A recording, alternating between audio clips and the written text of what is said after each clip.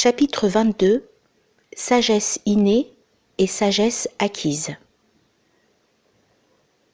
Confucius enseignait qu'il y a deux sortes de sages, les uns l'étant de naissance, tandis que les autres, dont il était lui-même, ne le sont devenus que par leurs efforts. Il faut se souvenir ici que le sage, Sheng, tel qu'il l'entend, qui représente le degré le plus élevé de la hiérarchie confucianiste, constitue en même temps, comme nous l'avons déjà expliqué ailleurs, le premier échelon de la hiérarchie taoïste, se situant ainsi en quelque sorte au point limite où se rejoignent les deux domaines exotériques et ésotériques. Dans ces conditions, on peut se demander si, en parlant du sage de naissance, Confucius a seulement voulu désigner par là l'homme qui possède par nature toutes les qualifications requises pour accéder effectivement et sans autre préparation à la hiérarchie initiatique, et qui par conséquent n'a nul besoin de s'efforcer tout d'abord de gravir peu à peu, par des études plus ou moins longues et pénibles, les degrés de la hiérarchie extérieure. Cela est très possible en effet, et constitue même l'interprétation la plus vraisemblable. Un tel sens est d'ailleurs d'autant plus légitime qu'il implique tout au moins la reconnaissance du fait qu'il y a des êtres qui sont pour ainsi dire destinés, par leurs propres possibilités, à passer immédiatement au-delà de ce domaine exotérique dans lequel Confucius lui-même a toujours entendu se maintenir. D'autre part, cependant, on peut aussi se demander si, en dépassant les limitations inhérentes au point de vue proprement confucianiste, la sagesse innée n'est pas susceptible d'avoir une signification plus étendue et plus profonde, dans laquelle celle que nous venons d'indiquer pourrait du reste rentrer à titre de cas particulier. Il est facile de comprendre qu'une telle question ait lieu de se poser, car ainsi que nous avons eu souvent l'occasion de le dire, toute connaissance effective constitue une acquisition permanente, obtenue par l'être une fois pour toutes, et que rien ne peut jamais lui faire perdre. Par suite, si un être qui est parvenu à un certain degré de réalisation dans un état d'existence passe à un autre état,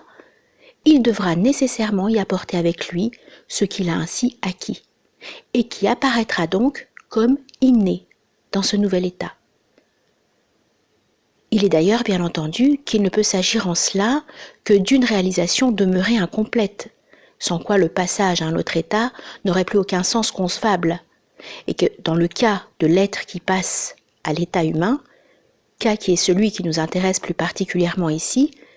cette réalisation n'est pas encore allée jusqu'à l'affranchissement des conditions de l'existence individuelle. Mais elle peut s'étendre depuis les degrés les plus élémentaires jusqu'au point le plus voisin de celui qui, dans l'état humain, correspondra à la perfection de cet état. Petite note. Nous disons seulement le point le plus voisin, parce que si la perfection d'un état individuel avait été effectivement atteinte, l'être n'aurait plus à passer par un autre état individuel. Fin de la note. On peut même remarquer que, dans l'état primordial, tous les êtres qui naissaient comme hommes devaient être dans ce dernier cas, puisqu'ils possédaient cette perfection de leur individualité d'une façon naturelle et spontanée, sans avoir aucun effort à faire pour y parvenir, ce qui implique qu'ils étaient sur le point d'atteindre un tel degré avant de naître à l'état humain. Ils étaient donc véritablement des sages de naissance. Et cela non pas seulement dans l'acception restreinte où Confucius pouvait l'entendre à son propre point de vue, mais dans toute la plénitude du sens qui peut être donné à cette expression. Avant d'aller plus loin, il est bon d'appeler l'attention sur le fait qu'il s'agit ici d'une acquisition obtenue dans des états d'existence autres que l'état humain, ce qui n'a donc et ne peut avoir rien de commun avec une conception réincarnationniste quelconque. Du reste, celle-ci, outre les raisons d'ordre métaphysique qui s'y opposent d'une façon absolue dans tous les cas, serait encore plus manifestement absurde dans celui des premiers hommes,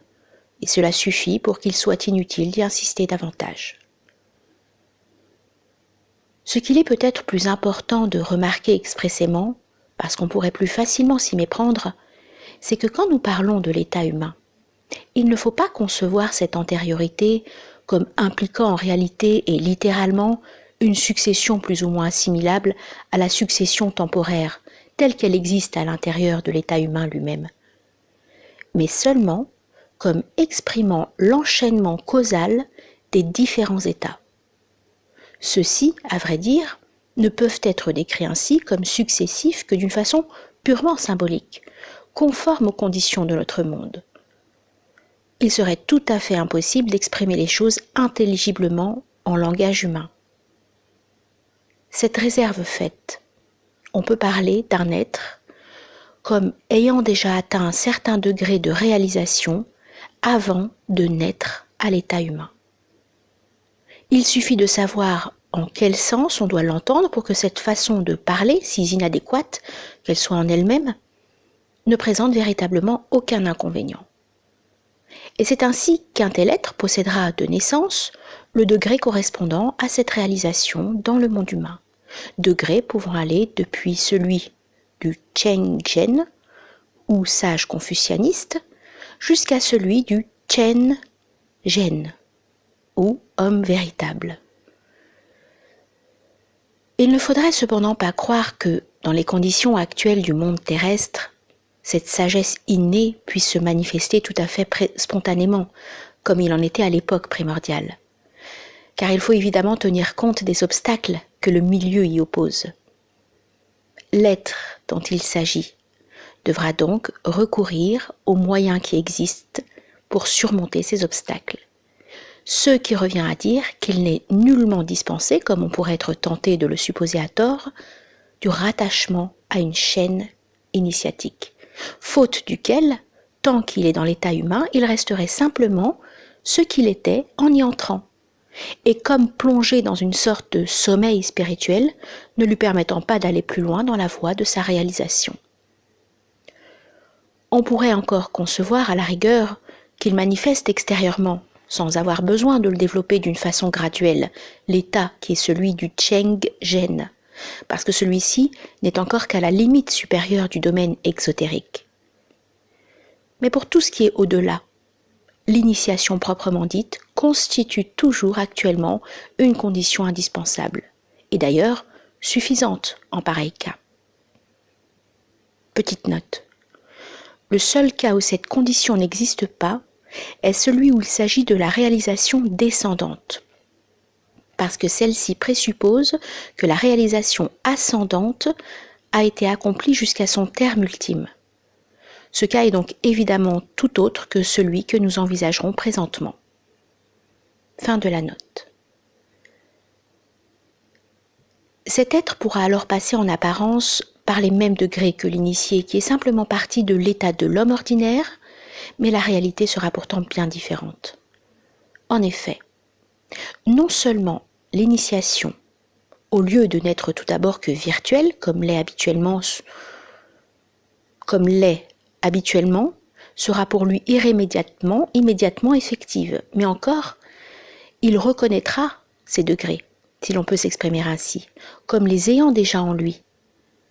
d'une façon qui peut être comparée à la réminiscence platonicienne, et qui est même sans doute au fond une des significations de celle-ci. Ce cas est comparable aussi à ce que serait dans l'ordre de la connaissance théorique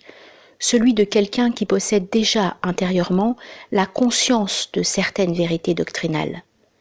mais qui est incapable de les exprimer parce qu'il n'a pas à sa disposition les termes appropriés, et qui, dès qu'il les entend énoncés, les reconnaît aussitôt